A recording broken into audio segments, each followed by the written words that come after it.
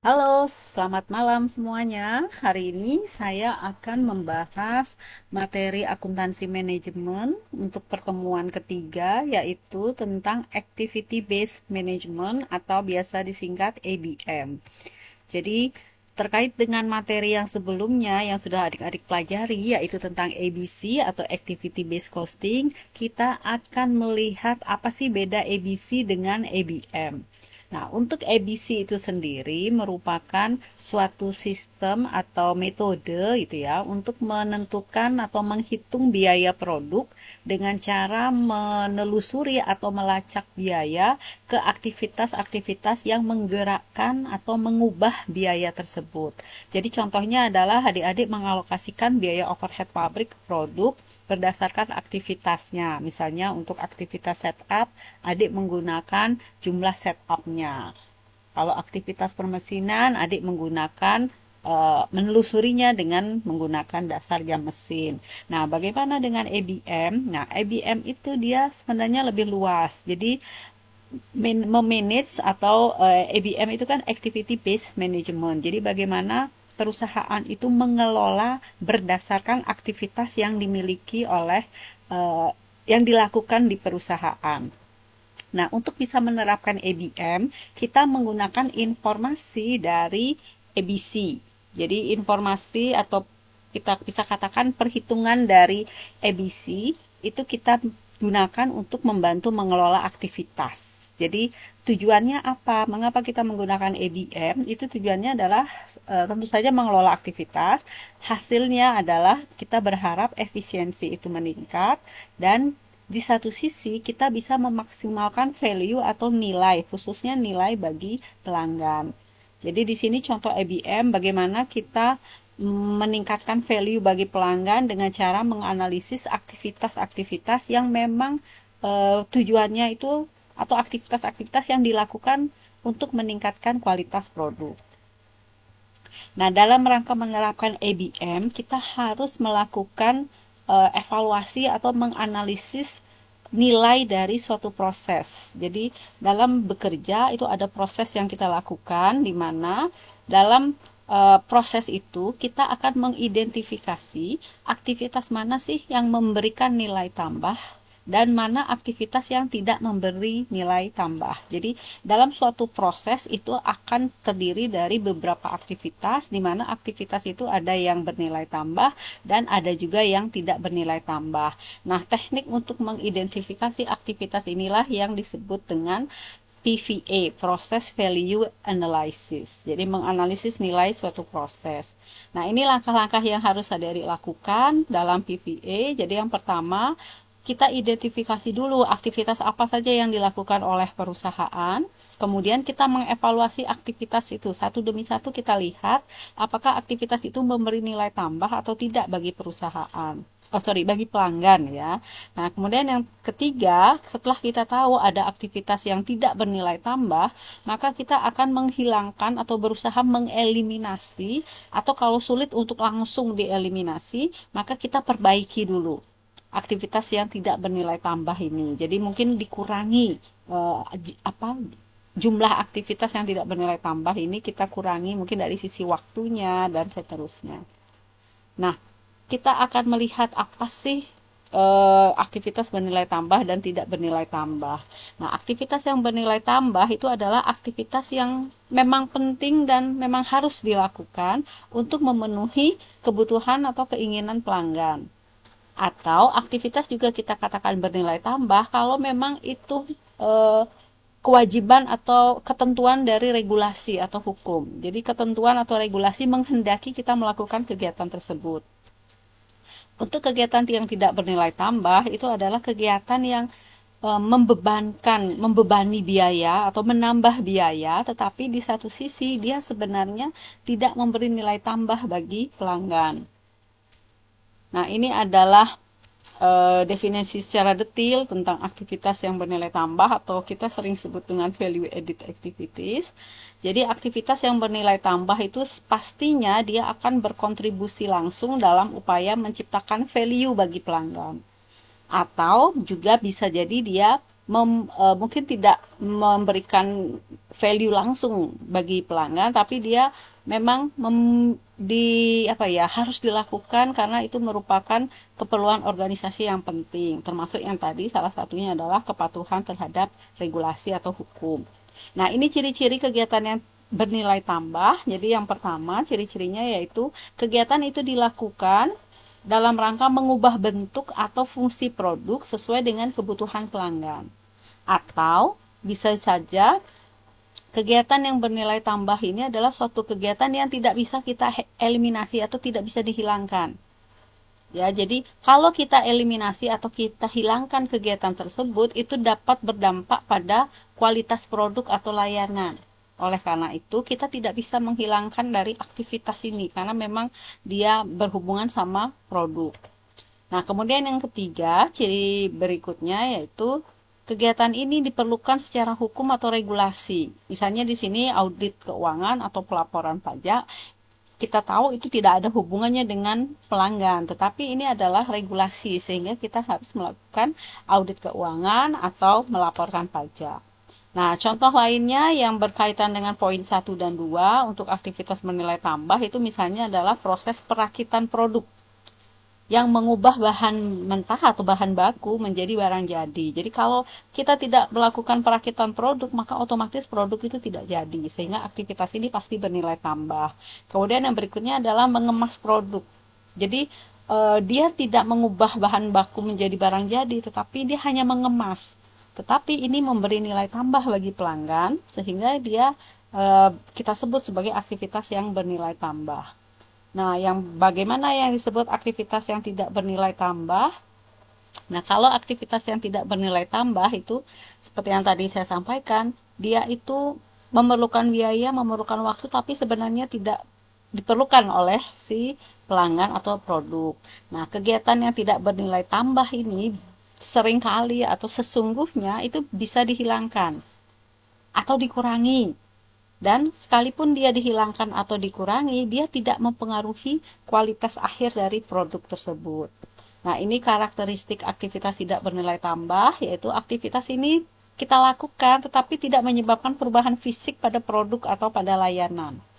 Kemudian kegiatan yang tidak bernilai tambah itu juga bisa berupa kegiatan yang mengulang pekerjaan yang sebenarnya harusnya kita lakukan dengan benar itu sejak awal. Kemudian yang terakhir, yang ketiga, kegiatan yang tidak bernilai tambah itu menghabiskan sumber daya, tapi dia tidak memberi manfaat langsung kepada pelanggan. Nah, ini contohnya. Jadi yang pertama di sini contohnya menginspeksi ulang produk. Jadi kita memeriksa ulang produk karena cacat. Jadi maksudnya adalah perusahaan atau pabrik atau pekerja itu bekerja memproduksi produk. Nah, ternyata dia ada cacat. Nah, karena ada cacat, dia mengulang lagi, membuat produk itu dan harus diinspeksi lagi. Nah, itu adalah kegiatan yang tidak bernilai tambah. Mengapa? Karena yang poin nomor 2 itu seharusnya kan dia kerjakan dengan baik dan benar sejak dari awal. Sehingga tidak ada produk yang cacat, sehingga tidak perlu lagi mengulang proses inspeksinya. Nah, kemudian yang kedua itu adalah menunggu. Jadi kegiatan menunggu itu memerlukan waktu sehingga di sana ada waktu idle. Jadi menunggu proses atau material untuk diproses. Jadi misalnya perpindahan, jadi di perusahaan garment itu ya, kain dipotong. Setelah kain dipotong, itu baru dioper ke departemen lain yang lokasinya mungkin dia ada jarak, ada waktu untuk di finishing.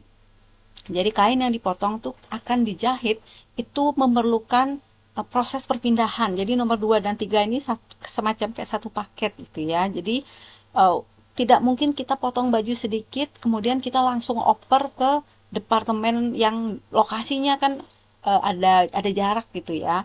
Jadi untuk memindahkan kain dipotong untuk ke departemen penjahitan itu tidak mungkin kita pindahkan sedikit-sedikit. Mengapa? Karena proses perpindahan itu biasanya menggunakan sumber daya. Jadi kalau kita pindahkan sedikit-sedikit, misalnya anggaplah pakai kendaraan kayak forklift seperti itu butuh solar. Jadi biasanya perusahaan untuk menekan harga itu maka dia pindahkannya kalau sudah dalam jumlah banyak. Nah, ketika kita akan memindahkan dalam jumlah banyak, kita kan harus menunggu dia sampai banyak terlebih dahulu. Sehingga di sana ada kegiatan menunggu. Jadi nunggu sampai banyak dulu, ada waktu menganggur di sana. Nah, kemudian baru dipindahkan. Nah, dua kegiatan ini sebenarnya tidak memberi nilai tambah. Jadi mengapa kita harus nunggu banyak dulu baru bekerja? Atau mengapa kita harus pindah-pindahkan ke lokasi yang jaraknya jauh kalau memang kita bisa dekatkan lokasi itu. Nah, ini contoh kegiatan yang tidak bernilai tambah yang tadi saya sampaikan, yaitu memindahkan bahan material.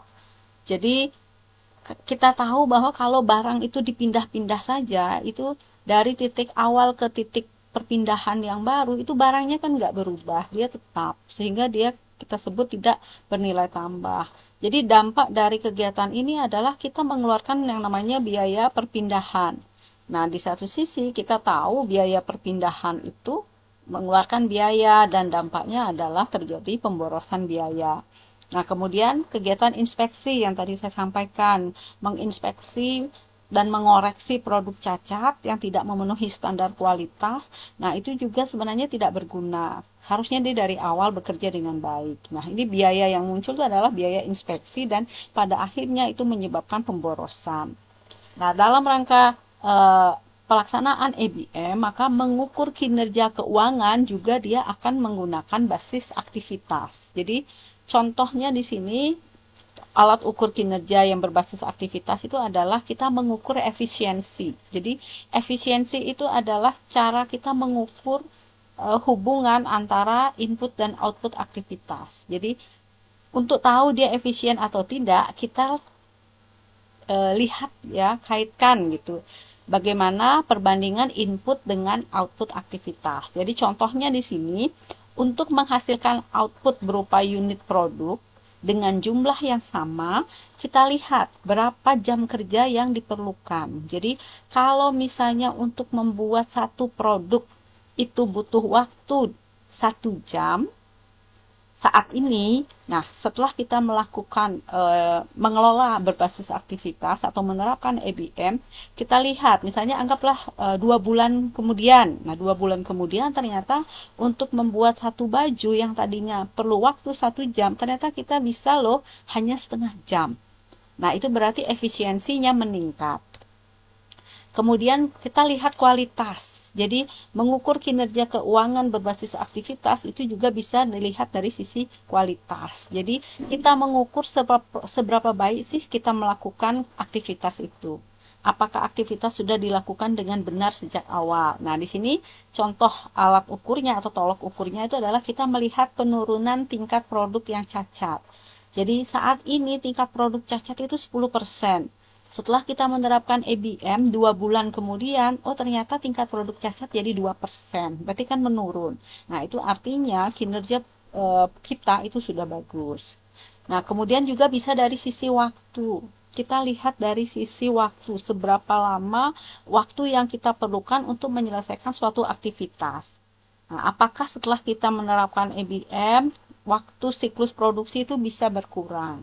Sehingga kinerja keuangan itu otomatis akan menjadi lebih baik. Jadi ada 3 tolok ukur, efisiensi, kualitas, dan waktu.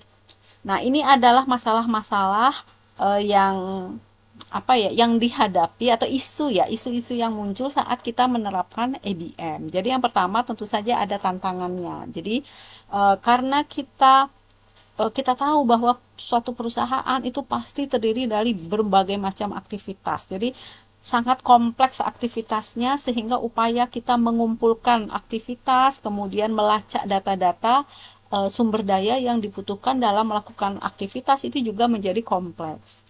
Nah, itu yang pertama. Nah, kemudian tantangan yang kedua itu adalah bisa saja ada resistensi, ada penolakan dari karyawan terhadap proses kerja. Jadi misalnya tadi ada aktivitas yang tidak bernilai tambah, kita akan berusaha hilangkan atau kurangi. Nah, bisa saja pekerja yang terbiasa melakukan aktivitas yang tidak bernilai tambah itu akan merasa, wah, pekerjaan saya akan hilang ini. Begitu juga untuk aktivitas yang bernilai tambah, misalnya tadi merakit produk yang tadinya 1 jam, setelah kita analisis aktivitasnya ternyata itu bisa loh dilakukan dalam waktu 3/4 jam. Nah, itu bisa saja pekerja menjadi tertekan bagaimana dia terbiasa bekerja 1 jam menghasilkan satu produk, sekarang dia diminta untuk menghasilkannya dalam waktu 3/4 jam. Nah, sekarang bagaimana caranya agar ABM bisa berhasil? Tentu saja yang pertama itu adalah dukungan dari manajemen puncak. Jadi manajemen puncak harus concern dan konsisten dalam menerapkan ABM ini. Nah, dari sisi karyawan, karyawan itu harus dilatih bagaimana caranya mengelola aktivitas yang dia lakukan. Dan jangan lupa kita harus melibatkan karyawan untuk mengidentifikasi mana sih sebenarnya aktivitas yang tidak bernilai tambah. Dan untuk aktivitas yang bernilai tambah, bagaimana caranya melakukannya dalam waktu yang lebih singkat gitu ya, sehingga keberhasilan dari ABM itu pada dasarnya itu adalah melibatkan semua pihak mulai dari manajemen puncak sampai karyawan yang melakukan aktivitas tersebut.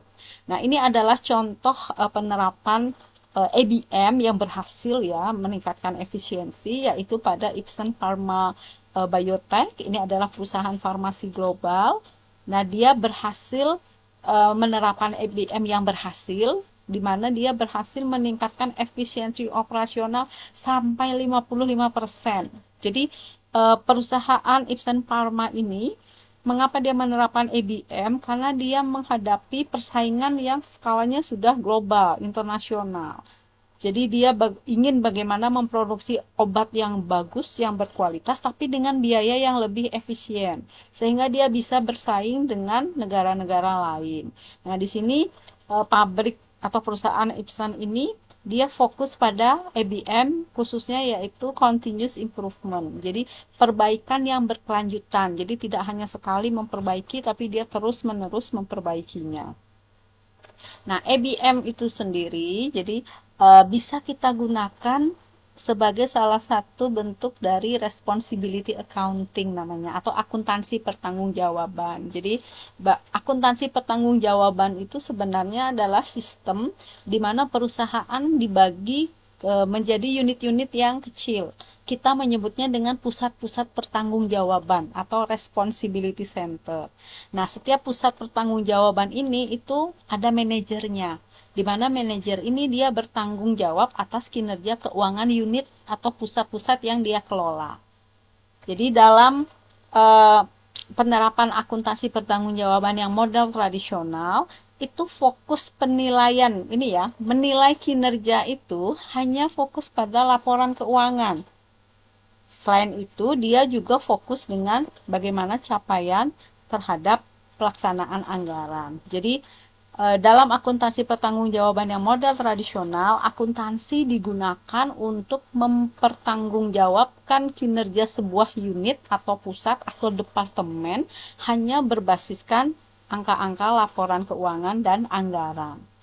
Nah, kalau yang berbasis ABM, dia fokusnya adalah pada aktivitas. Jadi menilai kinerja suatu unit pertanggungjawaban atau suatu departemen itu tidak hanya fokus ke pelaporan keuangan, tapi dia pada aktivitas. Jadi caranya dia menilai aktivitas itu misalnya dengan melihat apakah ada kemungkinan bahwa aktivitas bernilai tambah itu dia dilakukan secara lebih efisien, sementara aktivitas yang tidak bernilai tambah itu sebisa mungkin dia akan dikurangi sampai akhirnya dihilangkan. Jadi laporan yang disusun nanti dia akan pisah. Jadi ada yang namanya laporan biaya bernilai tambahnya berapa, biaya tidak bernilai tambahnya berapa.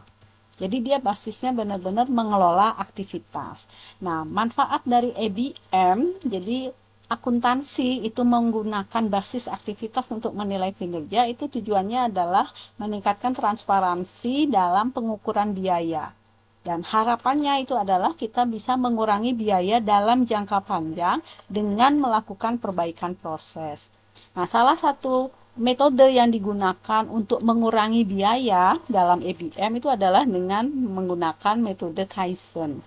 Jadi dalam metode Kaizen, fokus kita itu adalah bagaimana melakukan perbaikan yang berkelanjutan, seperti yang dilakukan oleh Ipsen Bio Farma tadi.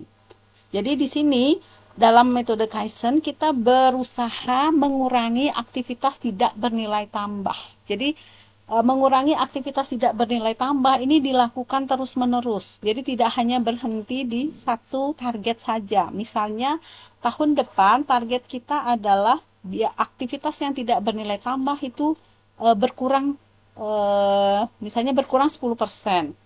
Nah, tahun berikutnya lagi kita berupaya lagi, ternyata bisa loh dikurangi lagi 20%. Jadi begitu seterusnya sampai akhirnya aktivitas yang tidak bernilai tambah ini bisa menjadi nol. Jadi benar-benar dia berkelanjutan. Nah, tentu saja untuk bisa melakukan ini kita harus melibatkan semua karyawan, semua level. Jadi semua karyawan itu kita libatkan untuk menyumbangkan pikiran mereka bagaimana sebenarnya cara memperbaiki proses. Ya, jadi jangan sampai karyawan itu tertekan, tadinya kita sudah berhasil loh, misalnya mengerjakan membuat baju dalam waktu sejam, sekarang kita dikurangi lagi 3/4 jam, kemudian dikurangi lagi setengah jam. Nah, itu kan pegawai tertekan.